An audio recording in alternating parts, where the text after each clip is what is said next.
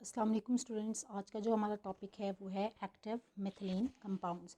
तो स्टूडेंट्स आज के लेक्चर में हम जो है इंट्रोडक्शन को स्टडी करेंगे। इसके एक्टिव मिथिलीन कंपाउंड्स का हम इंट्रोडक्शन लेंगे, जिसमें हम बेसिक टर्म्स जो हैं एक्टिव मिथिलीन ग्रुप क्या होता है, इसी तरह एक्टिव मिथिलीन कंपाउंड्स हम कैसे कंपाउंड्स को कहते हैं, इसमें एग्जांपल्स को स्टडी करेंगे। इसके अलावा जो नेचर है एक्टिव मिथिलीन कंपाउंड्स की उसको हम डिस्कस करेंगे, और लास्ट में जो है alkylation of active methylene compounds इसको डिस्कस करेंगे। तो स्टूडेंट्स नेक्स्ट में हम जो है अल्काइलेशन, आफ्टर अल्काइलेशन कौन से रिएक्शन होते हैं और हमें क्या प्रोडक्ट्स मिलती हैं, या इसी तरह जो है हम acylation of active methylene compounds उनको डिस्कस करेंगे। तो स्टूडेंट्स हम स्टार्ट लेते हैं जो कि बेसिक कॉन्सेप्ट है एक्टिव मिथिलीन कंपाउंड्स का। तो फर्स्ट ऑफ ऑल जो है हम एक्टिव मिथिलीन ग्रुप को डिस्कस करते हैं कि एक्टिव मिथिलीन ग्रुप जो है वो क्या होता है। तो एक्टिव मिथिलीन ग्रुप को अगर हम डिफ़ाइन करें तो ये मेरे स्टेटमेंट आपको जो है मेंशन की हुई है यहाँ पर। तो फर्स्ट हम एक्टिव मिथिलीन कंपाउंड जो ग्रुप है इसको डिस्कस कर लेते हैं। एक्टिव मिथिलीन ग्रुप जो है वो क्या है? A methylene group between two strong electron withdrawing groups such as carbonyl, nitro, nitrile et cetera due to high acidity of its hydrogen is often called an active methylene group। अब students इसका क्या मतलब है? तो आपको सबसे पहले यहाँ पर जो मैंने मेंशन किया है कि मिथिलीन ग्रुप, तो स्टूडेंट्स यहाँ पर जो एक्टिव मिथिलीन ग्रुप की बात हो रही है, तो आपको पता हो कि मिथिलीन जो है वो हम किसे कहते हैं। तो ये मिथिलीन ग्रुप जो है बेसिकली दिस इज़ CH2। ठीक है, तो ये CH2 ग्रुप की बात हो रही है। ये मिथिलीन ग्रुप जो है that is located between two strong electron withdrawing groups. अब यहाँ पर जो स्ट्रॉन्ग इलेक्ट्रॉन विड्रॉइंग ग्रुप्स की बात हो रही है कि जिसमें आ जाते हैं आपके पास कार्बोनाइल आ जाता है, इसके अलावा आपके पास जो है इसके अंदर नाइट्रो ग्रुप आ जाता है, नाइट्राइल आ जाता है। इसके अलावा स्टूडेंट्स आपके पास जो है इसके अंदर कार्बोक्सिलिक एसिड ग्रुप, क्योंकि उसके अंदर भी कार्बोनाइल ग्रुप प्रेजेंट होता है, तो हम ले लेते हैं COH ग्रुप भी इसमें आ जाता है। इसी तरह एस्टर ग्रुप COR जो है वो भी इसके अंदर आ जाता है। तो ये सारे जब इलेक्ट्रॉन विड्रॉइंग ग्रुप्स दोनों साइड पे इस मिथिलीन ग्रुप के दोनों साइड पे ये अटैच्ड होंगे, और इससे क्या होगा कि जो ये CH2 ग्रुप में ये जो हाइड्रोजन्स हैं वो क्या हो जाएंगे, मोर एसिडिक होंगे, और हाई एसिडिटी होगी इनकी, इन हाइड्रोजन्स की एसिडिटी ज़्यादा हो जाएगी, मोर एसिडिक हो जाएंगे। तो इससे क्या होगा कि this is often called an active methylene compound. तो इसी वजह से इनकी एसिडिटी ज़्यादा होने की वजह से ये क्या हो जाएंगे, एक्टिव हो जाएंगे। तो इसी वजह से हम इनको कहते हैं एक्टिव मिथिलीन ग्रुप, और इस ग्रुप को हम कहते हैं CH2 एक्टिव मिथिलीन ग्रुप है। ये वाला जो ग्रुप होगा हाई एसिडिटी होने की वजह से जो है ये एक्टिव मिथिलीन ग्रुप हम इसको कहेंगे। तो स्टूडेंट्स हमने जो है फर्स्ट स्टेप जो कि हमारा था कि एक्टिव मिथिलीन ग्रुप को डिस्कस करना था, तो हमने जो बेसिक डेफिनेशन है उसको डिस्कस कर लिया है। लेकिन इसको मैं एग्जांपल के थ्रू भी आपको बता देती हूँ कि कैसे एक्टिव मिथिलीन ग्रुप जो है वो बन रहा है आपके पास। तो स्टूडेंट्स ये हम एक एग्ज़ाम्पल ले लेते हैं। दैट इज़ ये आपके पास जो है, लेट सपोज़ ये CH2, जैसा कि मैंने कहा कि ये लोकेटेड है between two strong electron withdrawing. तो अब इलेक्ट्रॉन विड्रॉइंग ग्रुप्स में साथ में मेंशन कर देती हूँ C double bond OR। Late suppose हमने ये ले लिया है इलेक्ट्रॉन विड्रॉइंग ग्रुप, और इसी तरह इस साइड पे भी हम यही C डबल बॉन्ड OR यानी कि एस्टर ग्रुप जो है ले लेते हैं, जो कि इलेक्ट्रॉन विड्रॉइंग ग्रुप है। तो दोनों साइड पे स्टूडेंट्स ये आप देख सकते हैं कि दोनों साइड पे ये जो मिथिलीन है, ये वाली मिथिलीन, इसके दोनों साइड पे जो है इलेक्ट्रॉन विड्रॉइंग ग्रुप्स, ये दोनों तरफ ester electron withdrawing groups attached हैं। और क्या होगा कि जिसकी वजह से क्या होगा कि ये जो मिथिलीन के जो हाइड्रोजन्स हैं ये क्या हो जाएंगे, मोर एक्टिव हो जाएंगे, मोर एसिडिक हो जाएंगे। एसिडिक होने की वजह से, मोर एसिडिक होने की वजह से हम इनको कहते हैं कि ये क्या है, एक्टिव हाइड्रोजन्स हैं, या फिर जो है एक्टिव मिथिलीन है। तो ये मिथिलीन क्या हो जाएगी, ये मिथिलीन क्या होगी, एक्टिव हो जाएगी। इन हाइड्रोजन्स की वजह से, मोर एसिडिक हाइड्रोजन होने की वजह से ये जो ग्रुप है हम इसको कहते हैं कि active methylene group, active methylene group. तो ये आपने देख लिया कि that is located between two electron withdrawing groups. तो स्टूडेंट्स अब हम मूव करते हैं टुवर्ड्स अवर नेक्स्ट स्टेप, जो कि क्या है, active methylene compounds. Active methylene compounds को अब हम स्टूडेंट्स डिस्कस करने जा रहे हैं। हमारे सेकेंड स्टेप की तरफ हम उसको मूव करते हैं। तो स्टूडेंट्स अब हम एक्टिव मिथिलीन कंपाउंड्स की बात करते हैं। तो एक्टिव मिथिलीन कंपाउंड्स क्या होते हैं? दोज कंपाउंड्स और the compounds having an active methylene CH2 group are called as an active methylene compounds. कोई भी ऐसे कंपाउंड्स जिनके अंदर एक्टिव मिथिलीन जो है CH2 ग्रुप जो है वो प्रेजेंट होगा, दो जो है उसके साथ इलेक्ट्रॉन विदड्रॉइंग ग्रुप्स अटैच्ड होंगे, तो ऐसे कंपाउंड्स को हम क्या कहते हैं? एक्टिव मिथिलीन कंपाउंड्स कहते हैं। जैसे कि स्टूडेंट्स मैं एग्ज़ाम्पल आपको दे देती हूँ। यहाँ पर ये नीचे मैंने कुछ एग्ज़ाम्पल्स शो की हैं। जैसे कि फ़र्स्ट एग्ज़ाम्पल कि यहाँ पर आप देख सकते हैं कि ये जो आपके पास CH2 ग्रुप है, जो कि मैंने अभी प्रीवियसली भी आपको ये एग्ज़ाम्पल दी है कि ये CH2 ग्रुप जो है that is active methylene group, ये जो है लोकेटेड है between two electron withdrawing groups. ये भी इलेक्ट्रॉन विदड्रॉइंग है। इसी तरह यहाँ पर जो है ये भी ईस्टर ग्रुप जो है इलेक्ट्रॉन विदड्रॉइंग ग्रुप्स है। तो इनके दरमियान में ये जो है एक्टिव मिथिलीन ग्रुप जो है वो लोकेटेड है। तो ऐसे कंपाउंड्स को हम क्या कहते हैं? जिनके अंदर एक्टिव जो है मिथिलीन CH2 ग्रुप जो है प्रेजेंट होता है और उसके साथ जो है दो इलेक्ट्रॉन विदड्रॉइंग ग्रुप्स अटैच्ड होते हैं, तो ऐसे कंपाउंड्स को हम कहते हैं एक्टिव मिथिलीन कंपाउंड्स। तो स्टूडेंट्स अब हम जो है एक्टिव मिथिलीन कंपाउंड्स को डिस्कस कर चुके हैं, जिसमें एग्जांपल मैंने आपको एक ये मेंशन की है। अगर मैं इसको, ये जनरल एग्जांपल थी, यहाँ पर R ग्रुप मैंने अटैच किया था, OR ग्रुप। तो अगर इस OR ग्रुप को मैं स्पेसिफाई कर दूँ, तो यहाँ पर जैसा कि मैंने स्पेसिफाई किया है कि OC2H5 यानी कि जो है इथॉक्सी ग्रुप अटैच कर दिया है यहाँ पर, ठीक है, दोनों साइड पे। तो इस टाइप के जो कंपाउंड है इसको हम कह रहे हैं मेलोनिक एस्टर। और आप देख सकते हैं कि यहाँ पर मेलोनिक एस्टर में ये जो CH2 जो है ये एक्टिव मिथिलीन ग्रुप प्रेजेंट है, और इस कंपाउंड को हम क्या कह रहे हैं? This is active methylene compound. This malonic ester is active methylene compound. क्यों एक्टिव मिथिलीन कंपाउंड कह रहे हैं? क्योंकि इसके अंदर जो मिथिलीन है ये एक्टिव है, क्योंकि इसके अंदर जो हाइड्रोजन्स प्रेजेंट होते हैं मोर एक्टिव, मोर एसिडिक होते हैं। तो जिसकी वजह से ये जो CH2 है मिथिलीन जो है वो एक्टिव जो है मिथिलीन एक्टिव मिथिलीन ग्रुप के तौर पर एक्ट करती है, और इसकी वजह से जो कंपाउंड है इसको हम कहते हैं एक्टिव मिथिलीन कंपाउंड। तो स्टूडेंट्स इसी तरह जो है एक और एग्जांपल भी मैं आपको दे देती हूँ, सेकंड एग्जांपल। जैसे कि ये आपको दिया है मैंने एसीटो एसिटिक एस्टर, ठीक है। यहाँ पर देखें तो आप देख सकते हैं कि यहाँ पर जो है मिथिलीन ग्रुप जो है वो इसी तरह दो इलेक्ट्रॉन विदड्रॉइंग ग्रुप्स के दरमियान में जो है ये प्रेजेंट है, लोकेटेड है between these two electron withdrawing groups. यहाँ पर इलेक्ट्रॉन विदड्रॉइंग ग्रुप जो है आप देख सकते हैं C++O एस्टर पार्ट जो है ये प्रेजेंट है, और इसी तरह यहाँ पर जो है वो एसीटो पार्ट जो है acetic CH3 C++O acyl part, क्योंकि ये भी C++O जो है कार्बोनाइल, ये भी इलेक्ट्रॉन विदड्रॉइंग है, आपको पता है। तो स्टूडेंट्स जो है ये भी एक्टिव मिथिलीन कंपाउंड है, और ये इसके अंदर जो है ग्रुप CH2 ये एक्टिव मिथिलीन ग्रुप है। तो स्टूडेंट्स हमने जो है सेकेंड स्टेप को भी डिस्कस कर लिया है। अब हम मूव करते हैं टूवर्ड्स अवर थर्ड स्टेप, जो कि मैं आपको मेंशन कर देती हूँ अगेन।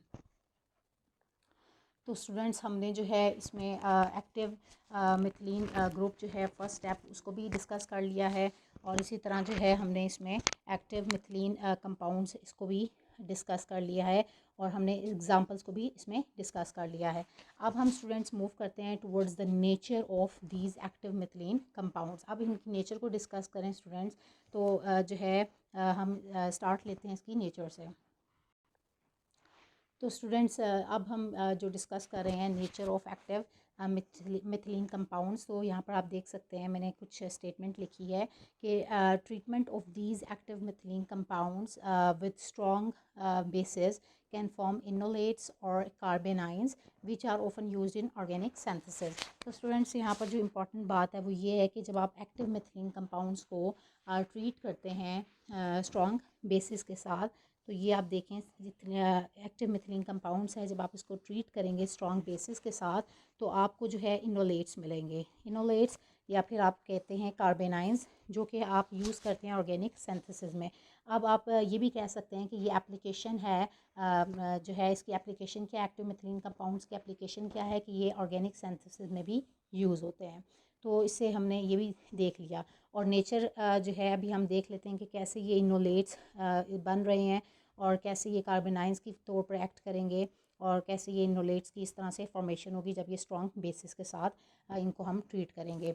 तो स्टूडेंट्स जैसे कि मैंने मेंशन किया है कि जो है इसमें जो एसिडिक हाइड्रोजन है, the acidic hydrogen of an active methylene compound can be easily remove to convert the compounds into its enolate ion. जैसे कि मैंने भी आपको बताया कि जो इसकी नेचर है तो वो क्या है कि जब इसको आप एक्टिव मिथिलीन कंपाउंड के साथ ट्रीट करेंगे तो ये आप एक्टिव मिथिलीन कंपाउंड को स्ट्रॉन्ग बेसिस के साथ जब आप ट्रीट करेंगे तो ये आपको इनोलेट्स देंगे और इसी तरह इनोलेट्स और कार्बोनाइंस देंगे। तो इसी तरह मैंने आपको बताया कि जो एसिडिक हाइड्रोजन है एक्टिव मिथिलीन कंपाउंड के अंदर एक्टिव मिथिलीन ग्रुप की, तो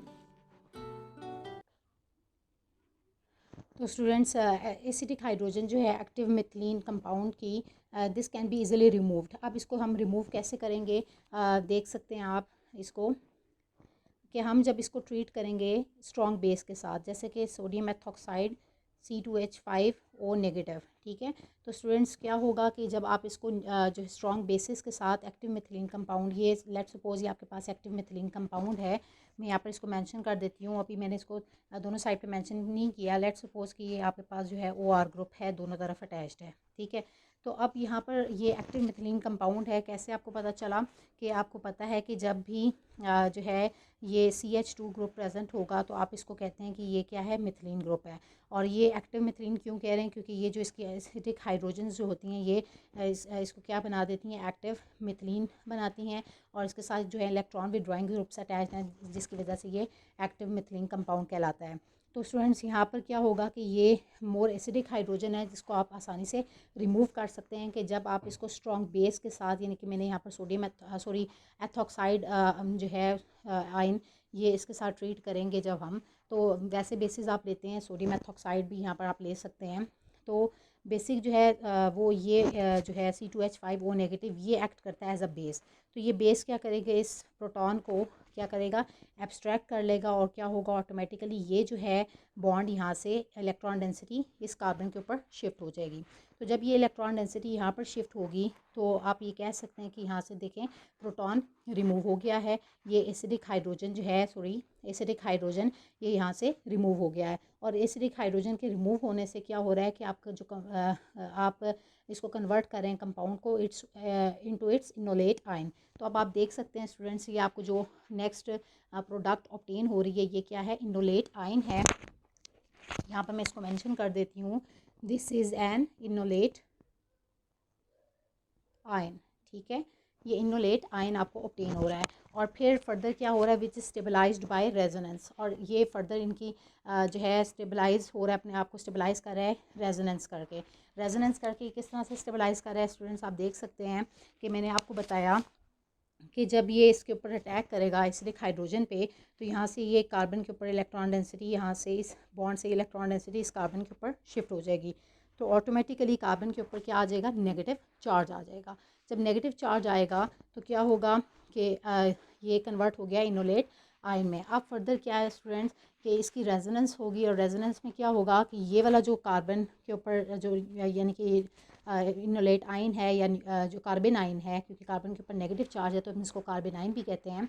तो ये क्या होगा कि यहाँ से इलेक्ट्रॉन डेंसिटी यहाँ पर शिफ्ट करेगी और यहाँ से ये जो है इलेक्ट्रॉन डेंसिटी इस ऑक्सीजन के ऊपर शिफ्ट कर जाएगी।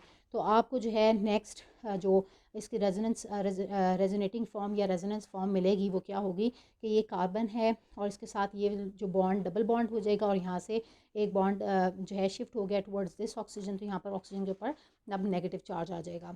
और इस तरह से आपको ये जो बाकी पार्ट है ये एज इट इज़ आपने जो है वो मेंशन कर देना है।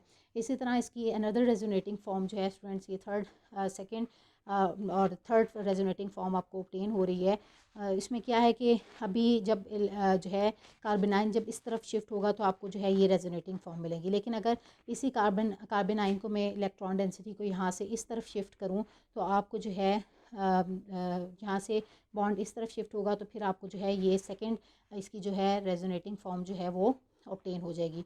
तो ये तीनों जो हैं फॉर्म्स ये आपस में रेजोनेंस में है, लेकिन जो है मैंने आपको बताया कि कार्बोनाइन की शिफ्टिंग इस तरफ हो या इस तरफ हो तो आपको इस तरह से ये फर्दर इसकी दो रेजोनेटिंग फॉर्म्स हैं वो एग्जिस्ट, ये इसकी फॉर्मेशन होगी इनकी रेजोनेटिंग फॉर्म्स की, और जिसकी वजह से जो है ये कंपाउंड जो होंगे वो क्या हो जाएंगे, स्टेबलाइज्ड हो जाएंगे रेजोनेंस फिनोमेना की वजह से।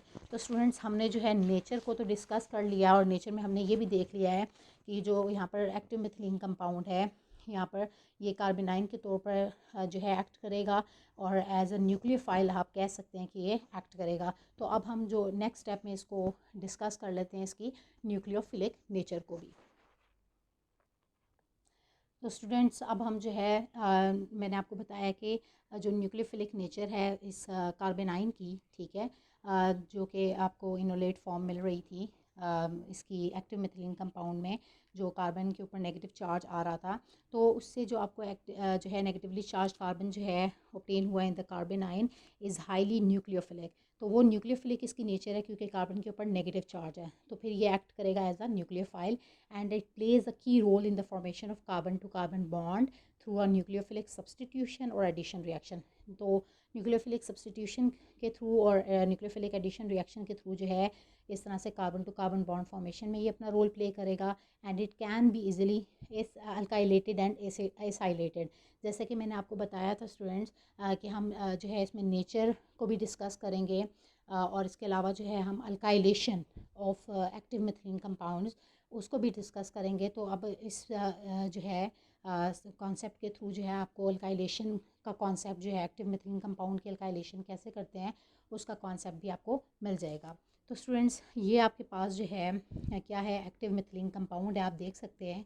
और आप कैसे आइडेंटिफाई करेंगे, क्योंकि यहाँ पर आप देख सकते हैं कि ये जो आपके पास CH2 ग्रुप है ये क्या है, मिथिलीन ग्रुप है, और इसकी दोनों तरफ ये जो पार्ट है ये क्या है, इलेक्ट्रॉन विड्रॉइंग ग्रुप्स अटैच्ड हैं।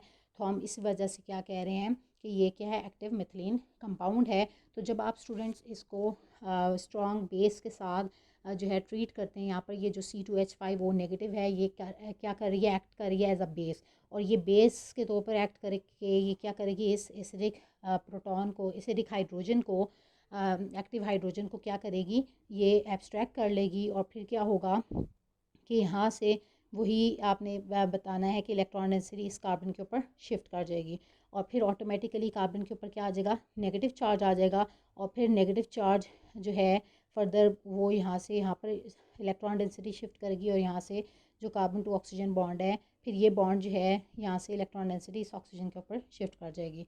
तो स्टूडेंट्स आपको जो नेक्स्ट जो है स्ट्रक्चर ऑब्टेन होगा या प्रोडक्ट ऑब्टेन होगी वो क्या होगी, C2H5O, C सिंगल बॉन्ड, अब क्योंकि यहाँ से ऑक्सीजन वो नेगेटिव ऊपर शिफ्ट हो गया है, और यहाँ से जो है ये कार्बोनाइन का ये जो है कार्बन ये यहाँ से इलेक्ट्रॉन डेंसिटी इस तरफ शिफ्ट हुई थी, तो यहाँ पर डबल बॉन्ड की फॉर्मेशन हो गई है CH, और फिर इसी तरह से बाकी पार्ट जो है ये वाला पार्ट ईस्टर पार्ट ये आपने एज इट इज़ मेंशन कर देना है।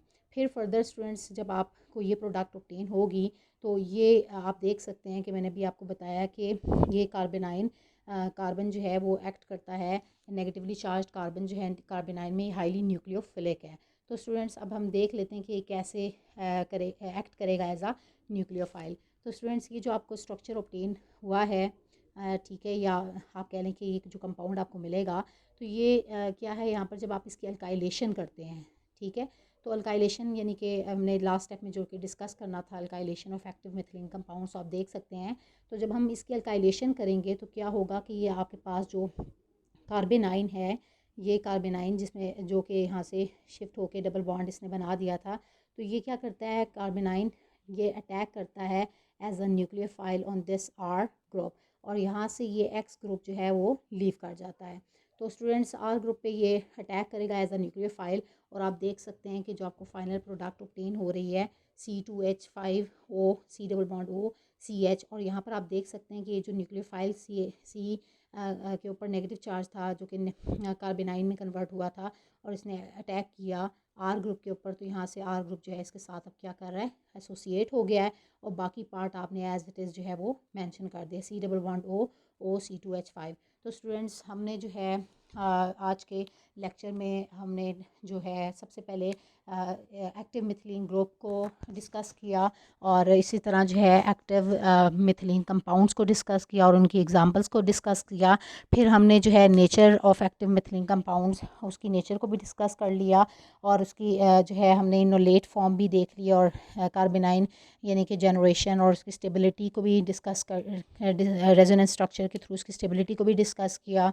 और लास्ट में हमने जो है उसकी कार्बेनाइन की न्यूक्लियोफिलिक नेचर जो है उसको भी डिस्कस कर लिया और फाइनली जो है alkylation of active methylene compounds, उसकी अल्काइलेशन को भी डिस्कस कर लिया। लेकिन स्टूडेंट्स, अब आफ्टर अल्काइलेशन क्या होता है, क्या स्टेप्स होंगे और क्या फाइनल प्रोडक्ट्स आपको ऑब्टेन होती हैं, इसको हम जो है नेक्स्ट जो है वीडियो में या नेक्स्ट लेक्चर में मैं आप लोगों के साथ जो है वो शेयर करूँगी। तो स्टूडेंट्स, होप्स हो कि आपको जो है ये सारा कॉन्सेप्ट क्लियर हो गया है। बट स्टिल अगर इससे रिलेटेड आपके माइंड में कोई क्वेश्चंस हैं तो आप ज़रूर कमेंट्स में मुझसे क्वेश्चन कीजिएगा। Thank you so much.